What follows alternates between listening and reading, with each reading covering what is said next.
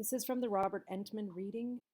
The first section of the introduction is about the 9/11 terrorist attacks and then the media coverage and anti-Muslim sentiment that followed. Still relevant today with what's going on in 2020. It also describes the different models of indexing and hegemony, and then understanding frames. The first step in building the cascade model is to develop a clear conceptual grasp of framing. A review of the research literature yields the following stab at a standard definition of framing. Selecting and highlighting some facets of events or issues and making connections among them so as to promote a particular interpretation, evaluation, and/or solution. This study explores two classes of framing: substantive and procedural. Substantive frames perform at least two of the following basic functions in covering political events, issues, or actors. Those functions are defining effects or conditions as problematic, identifying causes, conveying a moral judgment. These frames that employ more culturally resonant terms have the greatest potential for influence. They use words and images highly salient in the culture, which is to say, noticeable, understandable, memorable, and emotionally charged. Magnitude taps the prominence and repetition of the framing words and images. The more resonance and magnitude, the more likely the framing. This model is designed to help explain how thoroughly the thoughts and feelings that support a frame extend down from the White House through the rest of the system. And who wins the framing contest? Those clusters neighbor each other psychologically and perhaps even physiologically, so are likely to be thought of together.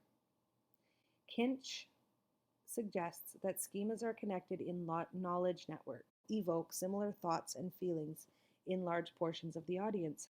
Their meaning has almost certainly been understood and indelibly engraved into the memory with just one viewing. The cascade model assumes that the concept of spreading network activation applies at each level of the system. The spreading activation of thought or nodes on a knowledge network within an individual's mind has parallels in the ways ideas travel among interpersonal networks. Ideas cascade downward from the administration's first public expressions about an event. The metaphor of a cascade was chosen in part to emphasize that the ability to promote the spread of frames is stratified. Some actors have more power than others to push ideas along to the news and then to the public. Top advisors and presidents and prime ministers enjoy the most independent ability to decide which mental associations to activate, and the highest probability of having their thoughts become part of the general calculation of ideas. These motivations establish a high threshold for attracting the attention of most citizens to foreign affairs. News of an event or issue must represent a significant threat to values, or must generate so much news of such high magnitude and resonance that the distracted public usually notices. Significant threats arriving from foreign affairs are not uncommon, but they do not happen every month. For example, September 11th was threatening and resonant. It required almost no cognitive effort to make those connections. Presidents don't have problems in getting the attention of journalists, but if they want to control the news message, they must package their frames in ways that comport with the media's institutional and individual motivation. The author discusses various reasons and examples of why this type of framing happens. Number one is cognitive and emotional dissonance. You don't want your audience to be confused, whether that's big words they don't understand or foreign places. You also don't want them to feel uncomfortable or sad. At the opposite extreme are culturally incongruent interpretations. Such ideas are blocked from spreading, typically due to their dissonance with dominant schemas.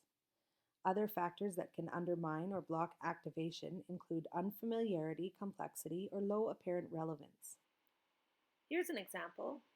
No matter how you frame it, talking about kids' health isn't really considered a huge threat to the people that consume the most mainstream media, such as the big media networks on television. So, something about kids' health may not seem relevant, may get ignored, even though that doesn't mean it's not important. Thanks for listening.